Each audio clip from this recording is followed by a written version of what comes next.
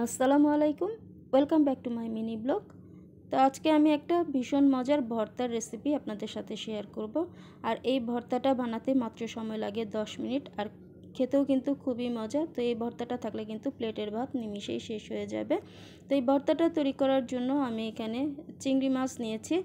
আমি এখানে 6-7টির মতো মিডিয়াম সাইজের চিংড়ি মাছ নিয়েছি। চিংড়ি মাছের খোসাগুলোকে ছাড়িয়ে নিয়েছি, আগে ভালো করে পরিষ্কার করে নিয়েছি। তো এখন আমি এর মধ্যে পানি দিয়ে দিব। তো এবার আমি চিংড়ি মাছটাকে চুলায় বসিয়ে দিব সেদ্ধ করার জন্য। তো চুলায় বসিয়ে দিয়েছি, আর এখন আমি এর মধ্যে সামান্য একটু লবণ দিয়ে দিলাম চিংড়িটা সেদ্ধ হওয়ার জন্য। তো এই যে চিংড়িটা এখন পানিটা পুরোপুরি আমি শুকিয়ে নিব। তো এই যে এখানে আমার পানিটা কিন্তু পুরোপুরি শুকিয়ে গেছে। তো এবার এই চিংড়ি মাছটাকে একটু ভাজা ভাজা করে নামিয়ে নিয়েছি। তো এখন আমি এই চিংড়ি ভর্তা তৈরি করব। তো চিংড়ি ভর্তার জন্য আমি এখানে পেঁয়াজ কুচি করে নিয়েছি, আর সাথে কাঁচামরিচ কুচি নিয়েছি।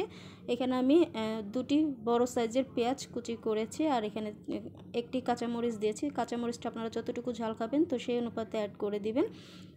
আর এর মধ্যে পরিমাণ মতো লবণ দিয়ে দিয়েছি। দিয়ে এবার এই পেঁয়াজ আর কাঁচামরিচটাকে ভালো করে হাতের কষলে কষলে মাখিয়ে নিচ্ছি। তো এখন আমি এর মধ্যে চিংড়ি মাছগুলো ভেজে সেদ্ধ করে রেখেছিলাম, তো সেই চিংড়ি মাছটা দিয়ে দিলাম। তো আজকে আমি হাতে মাখা যে চিংড়ি মাছ ভর্তা, তো সেই ভর্তাটা তৈরি করব। আর এই ভর্তাটা তৈরি করতে কিন্তু কোনো বাটাবাটির ঝামেলাও নেই, কোনো ব্লেন্ডারের সাহায্যও কিন্তু লাগবে না। একদম হাতের সাহায্যে কিন্তু আপনারা এই মজার ভর্তাটা তৈরি করে নিতে পারবেন খুব সহজভাবে। তো আমি চিংড়ি মাছটাকে হাতের সাহায্যে ভালো করে মাখিয়ে নিয়েছি। তো এবার চিংড়ি মাছটার সাথে পেঁয়াজ আর কাঁচামরিচটাকেও ভালো করে মাখিয়ে নিব। তো চিংড়ি মাছটা যেন আস্ত না থাকে, তো সেভাবে করে কিন্তু মাখাতে হবে। তো এই যে আমি চিংড়ি মাছটাকে ভালো করে ভেঙে নিলাম। তো এখন আমি এর মধ্যে পরিমাণ মতো তেল দিয়ে দিলাম, সরিষার তেল দিয়েছি। এবার সব কিছু খুব ভালো করে হাতের সাহায্যে মাখিয়ে নিব। আর হাতে মাখানো যে কোনো জিনিসের স্বাদই কিন্তু আলাদা। তো আমার ভর্তাটা ভালো করে মাখানো হয়ে গেছে। যদি আপনাদের কাছে হাতের কাছে ধনেপাতা কুচি থাকে তো এই পর্যায়ে আপনারা ধনেপাতা কুচি অ্যাড করতে পারেন। যেহেতু আমার হাতে নাই, তো এই জন্য আমি সেটা স্কিপ করলাম। তো এবার সব কিছু খুব ভালো করে মাখিয়ে নিলাম।